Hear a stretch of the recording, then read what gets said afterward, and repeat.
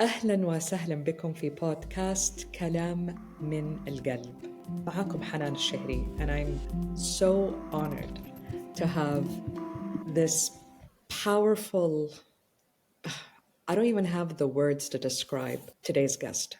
Her name is Ali Ofstedal, and I was so blessed to be in what we was a mentorship, but way beyond that as well. You have helped me so much. And Ali is a soul alignment specialist. She's a certified somatic attachment coach and a mentor who weaves together trauma healing, nervous system work, embodiment, and as well astrology and quantum healing. And it's just so fascinating how you combine this all together in a way that just seems so, I don't want to say easy because it's not really easy, but like I can grasp things. Like I never left a session with you not feeling more expanded and like how all of this just connects. And I'm so honored to be in this space with you. Thank you for being here. Oh, thank you for having me. It's such a blessing to be in your presence, and I just adore you and have been so blessed to watch you move through this threshold, and I'm so grateful to be It here. was one interesting threshold, and I keep thinking back. I'm like, if I did not have the resources, you were one of them. I'm like, whoa, like how things would have not been honestly the way they are. So Mm, we were talking prior to recording, and I was like, we should record this. And I just feel like there's so much we can talk about. But I was mentioning that I just gave a workshop, and it was just something that's going on in my life. It's very present in my life, and I feel like it's very present for a lot of people. And the idea behind it was like the theme of it was or I called it the crossover. And mm, what I really meant by that is there are parts of me, and I was described what I was telling you actually is I was feeling very. I'm so grateful. I'm a mother. I have a gorgeous baby boy. He's like I keep saying he's the gift of all gifts, and mm. I cannot express. I don't have words to express like how grateful I am yet. There's this eerie feeling, and I know people will be like, "Oh, these are hormones and postpartum and so on and so forth," which we definitely know and acknowledge. But there is an eerie feeling. There is like a part or parts of me that I feel like visit, and I don't really know how to meet. As much as I feel like I am meeting them, it's just difficult, and there's this big wave of grief, and it's just like, how do we meet this, and why does this happen in your opinion? Yeah. Well, I mean, grief is such an alchemical force, you know? Yeah. And I think that we meet and experience grief anytime we experience a death of something. And change is also a death of something, even if there isn't this, very clear, distinct death. It's still present in all the cycles of life. We have the death that feeds and composts the earth for the new life. And so I feel that grief in particular, because it is a threshold emotion, we're met with grief in thresholds. And as humans, we kind of resist change in some way. We fear change. I think that it does hold this resistance. It's almost like we know subconsciously that when we meet grief, we will be forever changed. And being changed is scary because we're not sure of what the other side looks like. We're not sure of who we'll be or what that process will look like and feel like. And because grief requires full surrender, it's something that we naturally resist. But I know we've talked about Francis Weller's work together, and he's my biggest grief teacher and just is so eloquent and poetic, and also just really rooted in life and in reality and how grief shapes and forms us. And I think when we truly honor it and see it as an essential emotion, an essential force, a power, that we enable it to truly change us. And it's when we resist it that we become hardened and frozen in those spaces that create the trapped grief. I think that so often freeze is really just trapped grief. And so, like, even with you going through that threshold and moving through that huge change and transition and initiation, there were many parts you had to grieve. You had to grieve your old self. You had to grieve what that meant. You had to grieve who you were, in that last chapter so that you could fully be birthed. As you were giving birth to this new life, you were also giving birth to a new version of you. And yeah. And I feel like there's so much, like, even what you're, and I love that you said, like, you brought up Francis Weller, because definitely Francis Weller's work has been so pivotal in my life. And it can be like, I don't want to say it in a negative way, but like, I'll just talk about me personally, can fall into more of like the poetic aspect of it and read these very powerful quotes. But when it comes down to it, I'm like, this is so excruciating. When is Yes. the end? And why does it have to be this difficult? And it's like, okay, I understand, because I remember vividly one of the things that you said was in one of our sessions was like, there, you're Hanan, you're in this liminal phase. You're like this in this disintegration. Mm. And it's like I am falling, and like this experience of literal dying. And I'm like, okay, but not literally as in my, like, it feels like I'm dying. And it feels like I'm just in this Yeah. weird phase of like, I cannot seem to move forward nor visualize. And it was very difficult. Like, I've never experienced anything like that. And I feel like, yes, Yeah. coming out of it, yes, giving birth and moving forward, like things have happened. And I have, it's astonishing how much we can adapt and move forward. There was a part of me that's thinking, Yeah. okay, after I give birth, things will be great. Well, yes, things were okay, but you're jumping from one marathon to the next. Like from pregnancy to having a baby. Now the baby's here. Now you got to make sure this baby stays alive. You know what I mean? You got to, and Yes. throughout all of this, you realize how much capacity this requires. So you're in the midst of this, but at the same time, breastfeeding my baby at 3 a.m. in the morning, and then this like sadness visits, and you're like, I don't have time for this.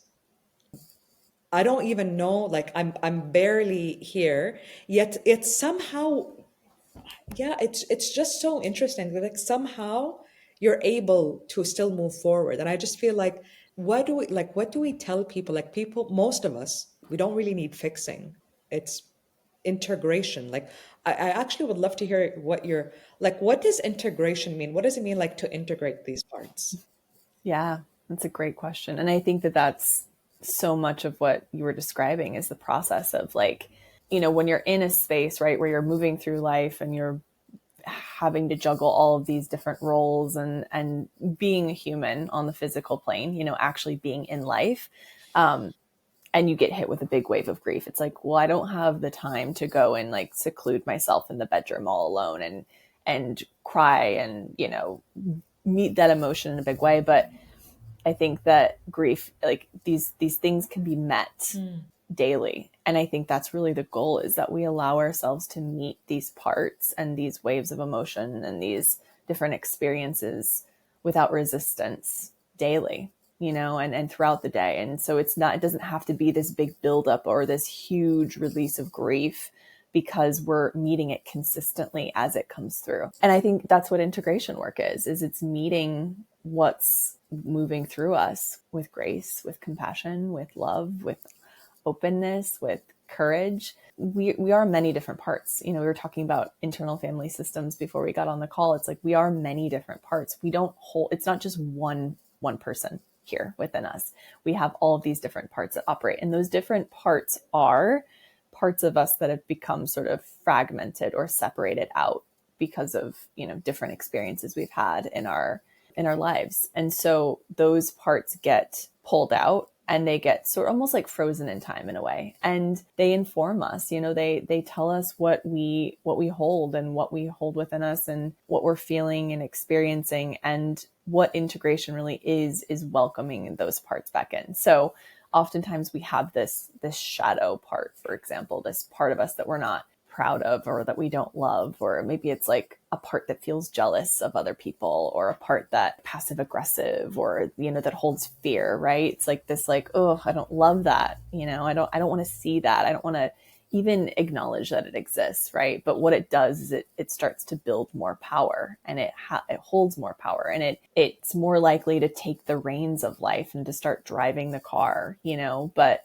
when we can actually be with that and see where it comes from and love it and give it what it's actually asking for, meet it in a way that it wasn't met when it was created, then we're able to become more whole. And I think that's really the journey of healing, is becoming more whole, you know, or recognizing our wholeness more every day. Oh, yeah, like I felt like while you're there's so much there. And it actually makes me very emotional because actually Haita, my husband, asked me prior to starting. He's like, Hanan, what is the biggest thing that you got from your sessions? And I just took a pause and I'm like, being witnessed. And there's this sense of mirroring that happens. It's so profound. And I feel like that's what just happened. Like, just the sense of somebody. And it's something it's a felt sense. It's not something really, it's intellectual, right? Like, and these are some of the things that are difficult for me to explain because it's something that you Yeah. feel. There's a logical part within me that's like, that wants to make sense of certain things. Okay, so like, when is the time? Like, what's the time frame for this grief? You know what I mean? How long Yes. are we going to be in Yes. this grief? And then it just like very subtly, like something happens, and it just kind of like, it doesn't even have to be a necessarily like a big cry or like I'm, oh my God, I'm like shouting or screaming. It could just be such a subtle of like meeting a part and like witnessing a part, and then it just, this shift happens. How would you explain this subtle shift, and why does it have to be so, why can't it be, especially in a world, Ali, which I'm sure, I don't know if you see this on your Instagram or not, like how there's these 1, 2, 3 steps for healing, like, you know, and Mm. hacking our nervous systems and da da Yeah. da, or you know, and we Yeah. do a lot of work around that. Like I've studied so much Mm-hmm. about the nervous system, but when it comes down to it, it's just like really meeting the part. And how would you explain meeting and these subtle, like, yeah, I don't know. You can, yeah. Yeah. Yeah. Well, everything you're saying makes so much sense. And I think it is like, it's the deeper I go into somatic work and really understand trauma processing and, you know, integration and really fully meeting these different parts, it's like, it is very subtle, you know, and it can be very subtle. And sometimes there's like a big charge that wants to move through and you have to like really like discharge that and be with it. But so often these healing points are subtle shifts within the system. And I think that's because what trauma really is it's going through something too big, too much, too overwhelming, alone, feeling isolated. And so much of healing occurs in a container with another person, Yeah. you know, and the witnessing is the huge part of that. The witnessing, like just witnessing someone in their truth, witnessing someone in their authenticity, witnessing someone in the raw version of them. And because we are animals and because we are mammals, and you know, you see dogs that experience something traumatic and they shake it off immediately, they discharge that. But we have all of these social constructs that tell us that we shouldn't feel something, or we shouldn't cry in front of other people, or we shouldn't show big emotion. You know, it like forces this inward and it gets stuck because we either feel that we shouldn't do it or we don't feel Mhm. safe feeling it and experiencing it. So the witnessing and the integration that can happen when we're being witnessed in something that was really hard or really painful or really overwhelming, is that part gets integrated. That part is able to be seen. And so much of our trauma is relational trauma.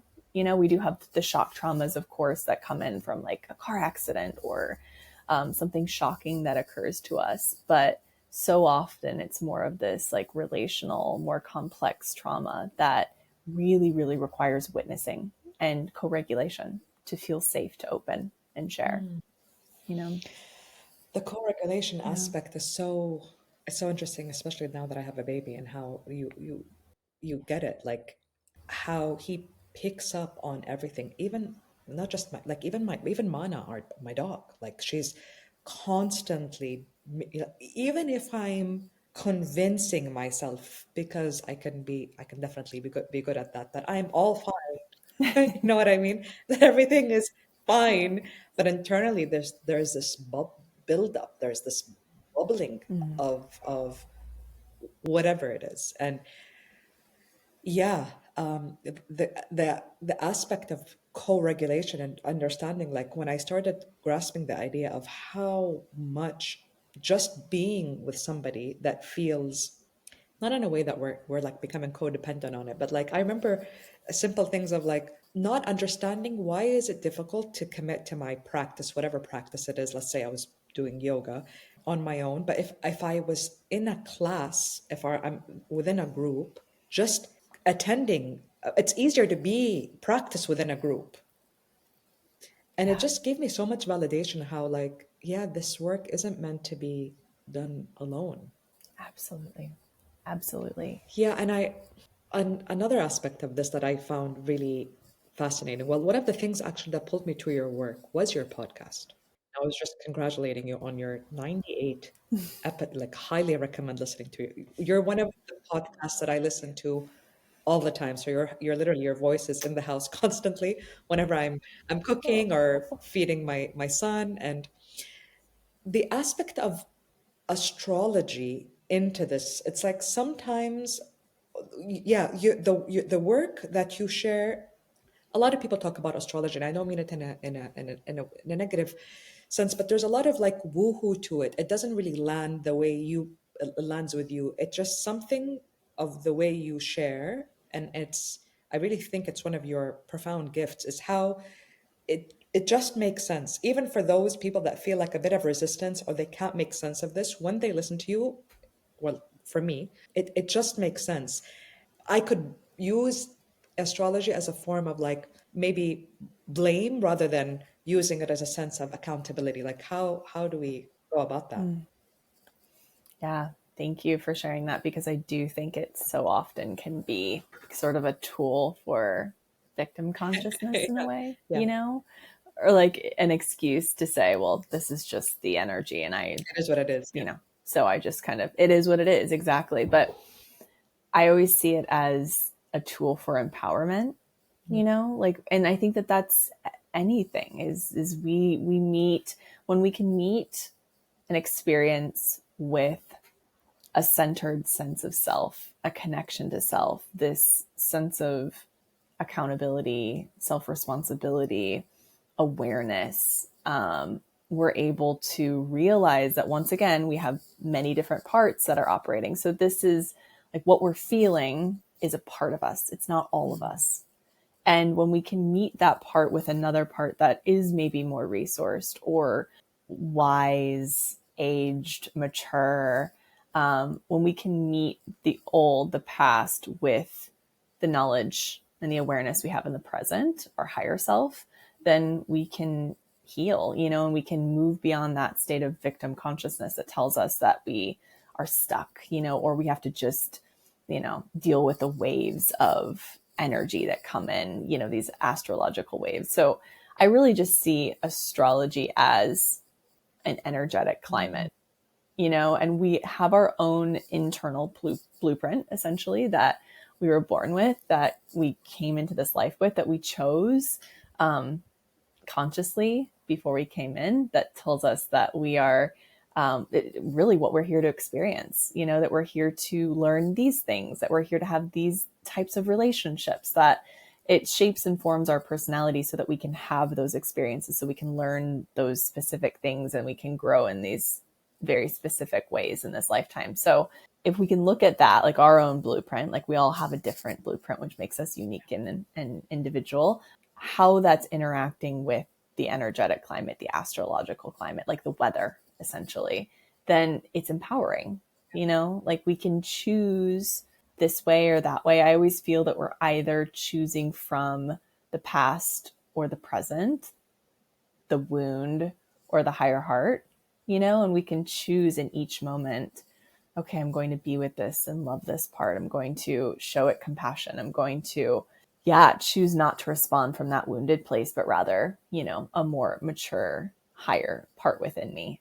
And yeah, that's really how I see how I see life and healing, but also how I see astrology is that we can choose to interact with the lower or higher octave of all of these experiences. And yeah, sometimes things are just tricky. Like we just had a Mars retrograde that began in December. And that was just a tricky transit. It is. It's like it's not Mars retrogrades aren't fun necessarily, but the work that we did within that time period was so essential for where we're headed in the next chapter of our lives. So I just always choose to see where the medicine is in all things, and that we can either choose that it's just hard and difficult and kind of collapse into it, which is, I think, victim consciousness is really actually just a collapse within our nervous system, you Yeah. know? Yeah.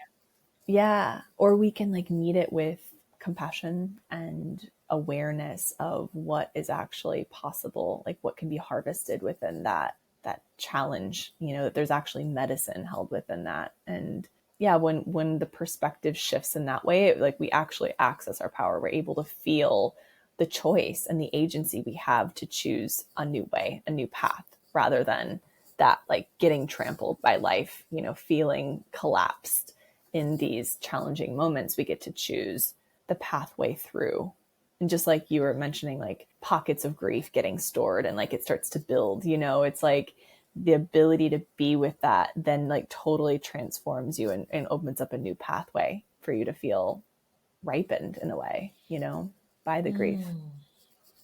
So many golden nuggets here. I can't even like, I'm like, ugh, there, yeah. And I feel there is a bit, and it's just something that I personally experience sometimes. It's just like, oh, I want to sometimes keep my head like, I don't like what's the saying? Like, you know how the ostrich keeps its head like ducked down? I'm like, I don't want to know what's happening up Yeah, there. buried. Is it with me or against me kind of a vibe? But Yeah. the more Mm. I realize, the more I feel in alignment in my life, the more I realize life's not happening to me, that it's this dance, like all of these things that are happening. Like there are, well, life is not dandy. My life has, even with in the midst of all of these profound blessings that I have had, I've experienced a lot of edges that were just very painful and really Mm. uncomfortable. And when I do Yeah. check astrologically what's happening with what transits are going on, what is this inviting me, I'm like, it's very validating to feel like I'm not crazy. But at the same Yeah. time, I is it a slippery slope where it's like, oh, okay, this is what's happening. Um, I'll just, I don't know, like I don't know, I don't want to say like lean back, but like, okay, this is what's happening for now, you know? But at the same time, Yeah. it is, can it be sometimes overwhelming? Like, when is it a time where it seems so difficult though, Ali, like when all we should be doing is like surrendering, but the energies are so intense that you feel like, Yeah. how do I surrender when everything feels like it's falling in on me? Yeah, I think that's the dance. It's presence is really the answer, which I feel like is almost always the answer, Yeah. but just being present with the waves and like just like the weather.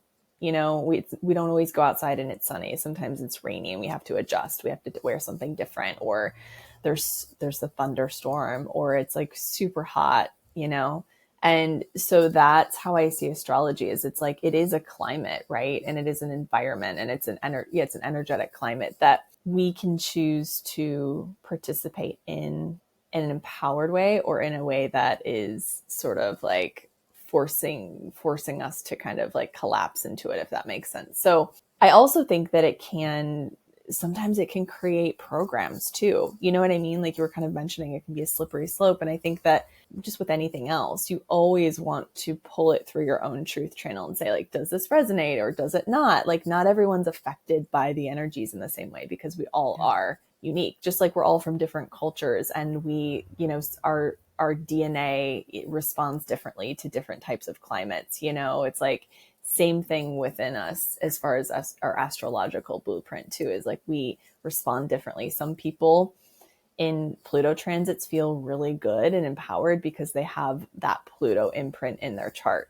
you know, and other people are like, oh my gosh, I'm getting ripped apart, you know? And so I think it really depends on the person. And I think there's also always the choice to resist it or flow with it, you know, and that surrender isn't always, I don't actually see surrender as like a collapse. I see surrender as a deepening, you know, like a deepened trust where it's like, okay, for example, like this Mars transit for me was really tricky because it was happening in my 10th house and it was like right at my midheaven, which is work. And I was working to create this course. And I knew the back of my head, I was like, this isn't getting released until May because that's when Mars moves out of its shadow. And I was like, I'm going to get it out before, not consciously, but there was just this part of me that was fighting it, you know, it was like resisting it. And I do this work. I talk about astrology every day, but there was still this part of me that was like, I have to fight against this. Like I'm going to release it. I had this, my ego was like, I have this expectation and this deadline and I'm going to meet it.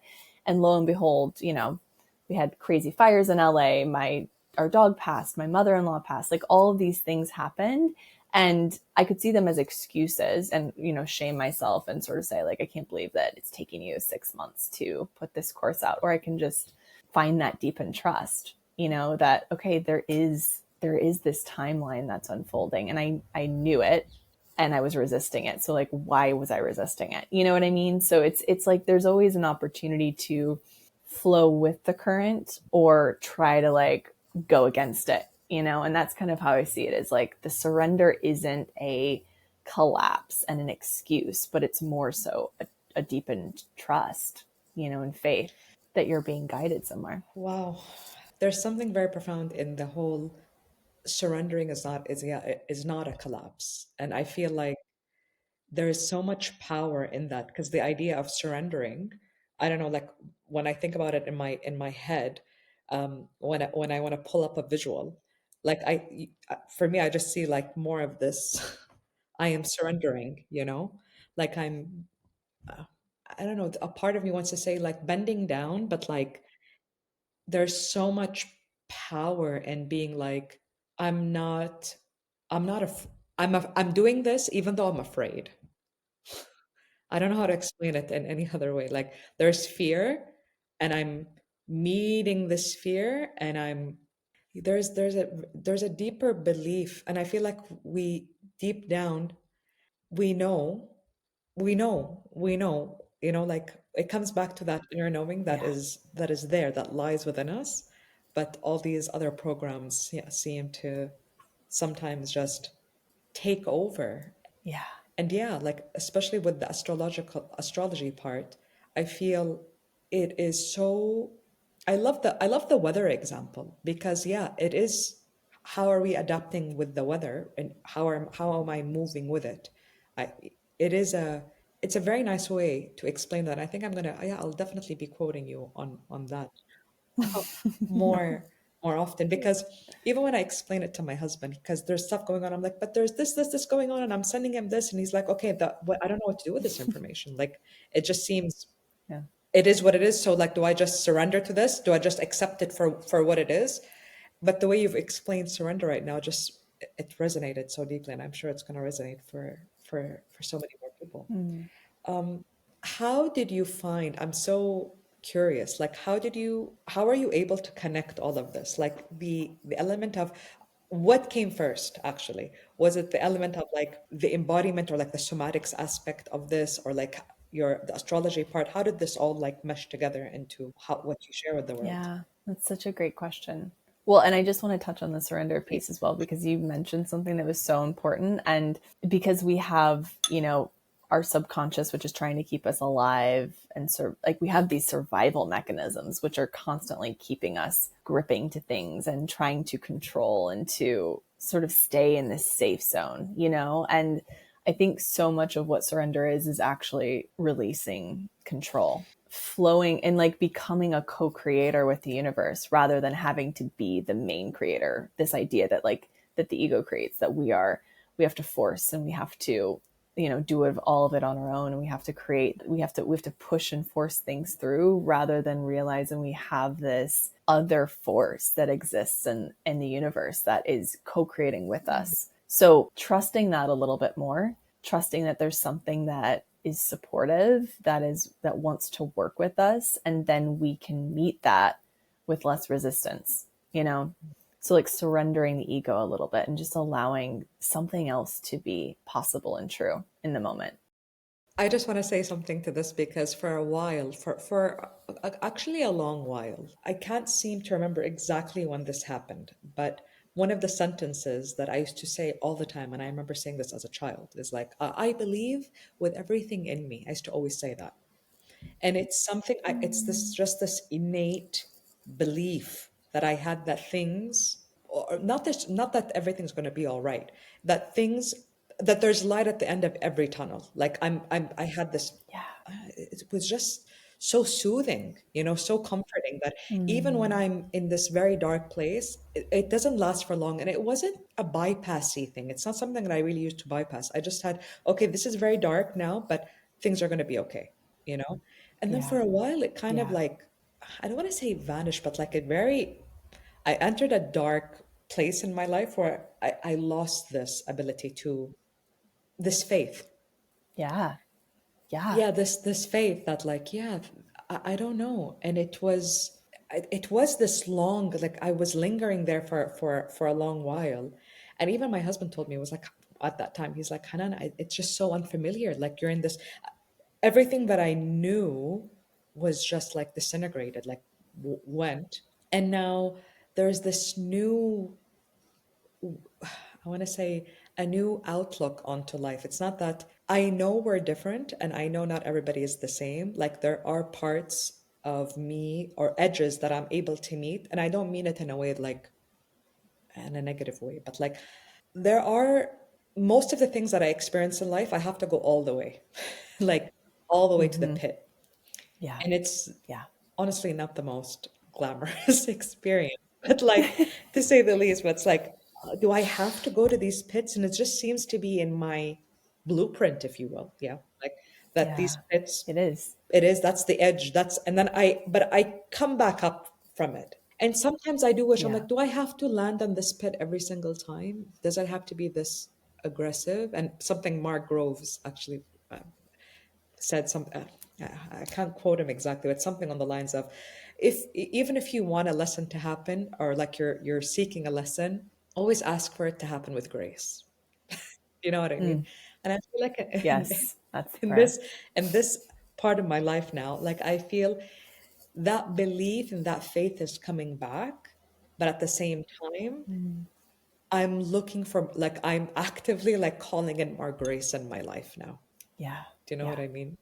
Yeah. Yes. And I think that comes with maturation and experience. And the more you go through the mountains and the valleys, the more you navigate, the more confidence you feel in your ability to navigate it. It doesn't have to be so terrifying. It doesn't have to be so intense. Like you can just know, like, okay, this is a wave, and they stop becoming so deep and carved out. And I think it's really just comes with maturation and integration of self, and finding more stability within your core. And you know what I mean? Like it's like when you feel more safe within yourself, those peaks and valleys don't feel as intense, you know? And actually, now that you said that, I feel like, but isn't that what resilience is?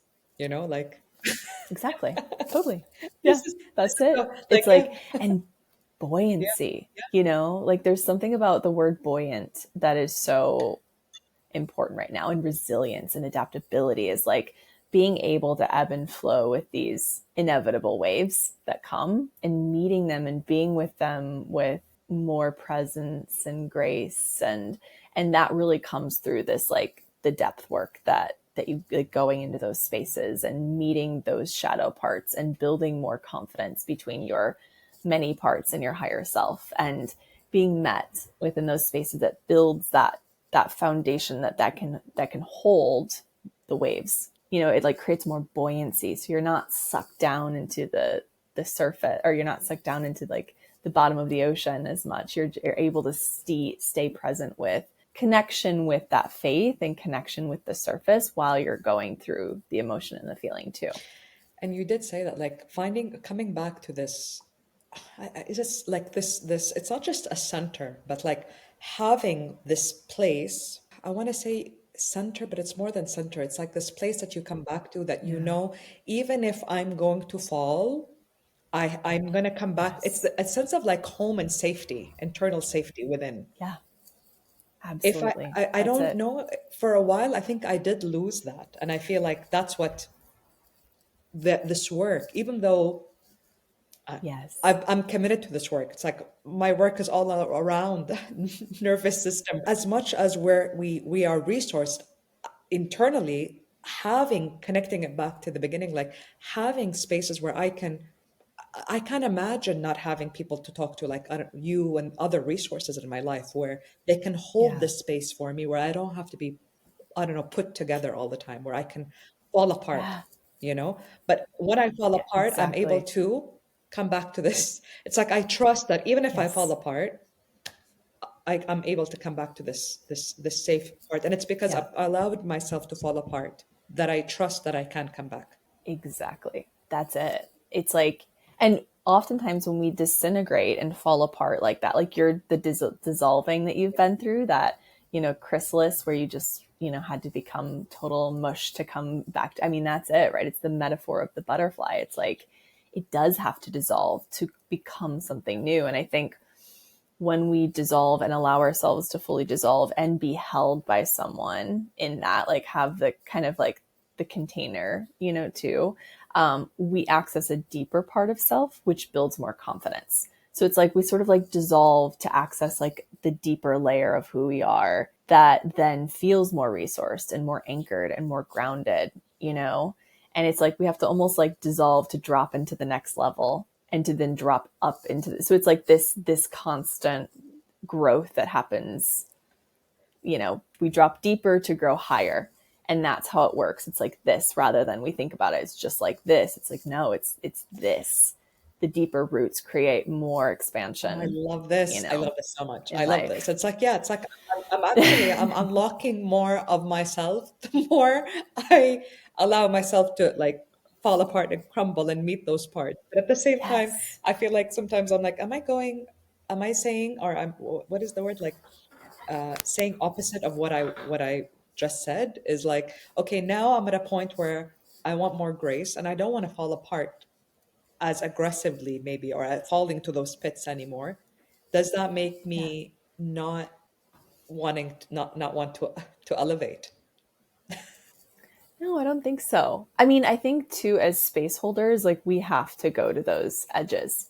I mean, that's why I feel like we go through the bigger waves, like especially in the beginning of our journey. It's like you're able to meet more of yourself. You're able to like understand people that are within those spaces as well. So if you never have that experience, it's like you can't necessarily hold space for it in the same way. So that's one piece, is like building a lot of resilience in your system as a space holder too, and a practitioner, and like having this podcast and really being able to pull from all of the experience that you have, that you've had along your journey, but also that it doesn't take long to move through a Yeah. wave.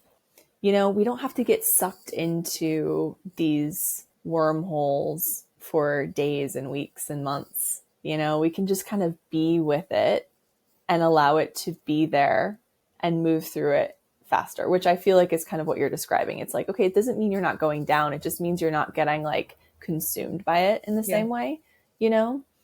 And it doesn't have to be this painful process always. Like when we have the knowing that it's temporary, that it's not forever, then it doesn't have to stick around as long. We can transmute it and alchemize it faster, you know? Just you saying that made me just now reflect. The more we don't resist, the less painful this whole experience is. And I feel like Yeah. there are things, I feel like it will be longer. The healing experience will prolong more. The more we resist it, the more we're not willing to just put it on the table and be like, okay, this is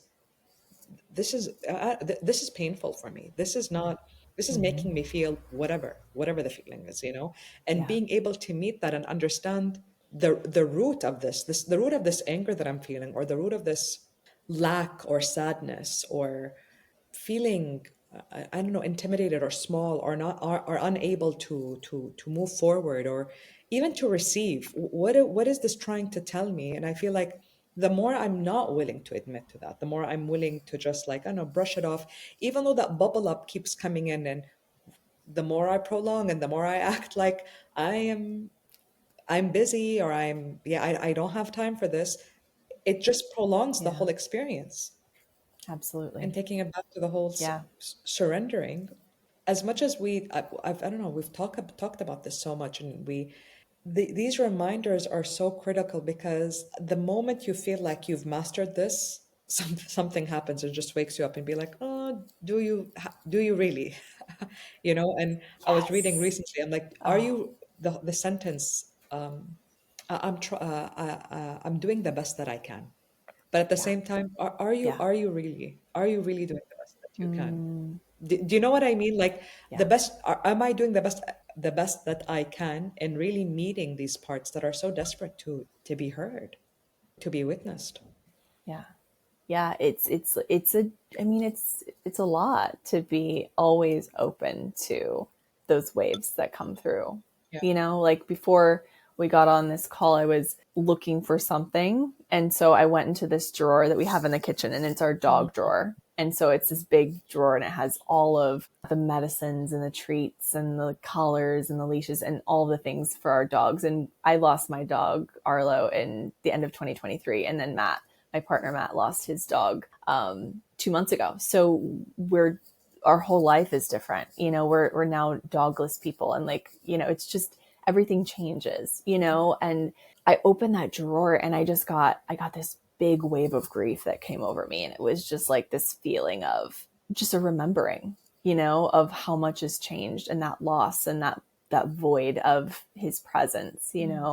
And I just took a second, and it was just like, wow, I really let it sink in and kind of move through me. And I got teary eyed, and, just spent some time. And it wasn't a lot of time. It wasn't even a minute, but it was just enough to acknowledge that it occurred, you know? It would be, I mean, and my patterning is to just shove it down as like, oh, this is inconvenient. I'm just going to put this down, put this away. I'll deal with it later. Right. That's always been how I've moved through life. And it's a totally different wiring to be open to meeting those edges within us, or those waves that come through us, that in any minute of any day. Thank you for sharing Yeah. that. I can't imagine it, and at the same time, I do imagine it, because, like, Yeah. it's so complex. It's something that I want to prepare myself for, but at the same time, like, I know I don't, like, and Yeah. Yeah. it's so critical, actually, to hear people talk about, like, what you just said, as there's so much medicine in that. And there was that question that I asked you, but just Yeah. Sorry, I not at derailed us. all. I love where we're at.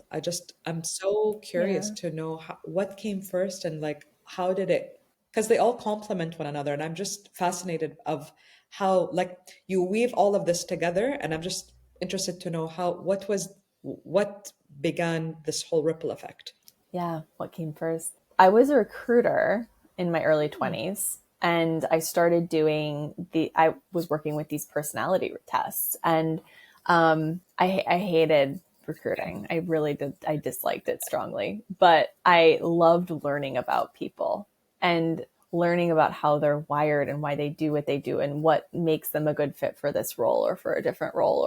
And it was really expansive for me to understand that we are all wired differently. So that led me to, I mean, many different life circumstances that led me to my sort of like awakening period, where Mm. the lights turned on, and I was like, wow, there's this whole life that I'm not living within myself, and astrology was really the opening, sort of the gateway for that. And so, yeah, just really learning about my own chart and then learning from teachers and mentors and then just doing my own studies. And that led me to intuitive healing. And then that led me to somatic healing. And then that led me to, a deepened sense, like a felt sense, more of the work and the felt sense work. And yeah, it's really been a journey. And I think my own path has been the guide, basically, like my own healing path has been what's led me to where I am now. But I do see it all as interconnected. And astrology is a language, to describe things, but it's not the only language and it's not the only way. And so I'm always exploring new ways too. And I love human design. I think it's fascinating, and gene keys. And there's so many different ways to describe or to understand ourselves better. But yeah, astrology was definitely the sort of the gateway for me, and was so helpful, and really like having more compassion for self. Yeah. Yeah. Because I think sometimes maybe you don't, but like I definitely had this belief that we're all sort of the same and we all should be doing things the same way, and if you aren't doing them that way, then there's something wrong with you. Yeah. And just honoring our differences and how we're all wired in different ways and come wired differently, but also come into this life with different lived experiences too. We have a lot of things that shape and form us into who we are today, and that we can have compassion for that and meet that, then we aren't, we're not trying to be something that we aren't. I don't know, I could talk to you for another 2 hours easily. And I'm just Same. so, it's like suddenly time is at a standstill, and there's a deep sense of familiarity and safety, and it just feels right. It feels good, and I'm so thankful to all of the circumstances that led us to that led, even as difficult as they were, even for me, to listen to your podcast and book sessions with you, and then invite you onto this podcast. And the same for the circumstances. Like, I feel your circumstances that led you, like the amount of medicine that lies within the things that are actually constantly pushing us, even though they're so uncomfortable. Uh, they're constantly inviting us towards something, you know? And I feel Yeah. like, especially in this Yeah. very interesting portal that we've been in, I don't know, since, I don't know, I want to say November, but it could have been before before that. I'm constantly finding myself asking myself, like, what is this inviting me into? What is this Mm. inviting me into? And I'm Yeah. it's not that, it's not an age thing, but like at the age of 37 now, I am able to say, to finally get the whole aspect that everything that is happening is for my better good. Yeah. Yeah. It's such a nice place to land, Taken me you a know? it's taken me a while, Yeah. but I'm like, yeah, now I get it. I want now I get Yes. what people what it means, and I can't. Yeah. I wish that for everybody, honestly. Yeah. Yes. And that's the faith, That's the faith. and the trust, I'm gonna have and just like feeling that beneath you. Yes, amen to that. I'm Yeah. gonna I'm gonna put Yeah. all the links to Ali's podcast, to her Instagram, everything, in the description of this podcast. If you're watching on YouTube, it's going to be below, and if you're listening to this on any platform, you'll find it below. And I'm just so honored to be in this space with you. And you never know, we could do this again. We'll see what people, I'm if they so have down for questions. that. I would love And it. yeah, sending you Yeah. so much love and gratitude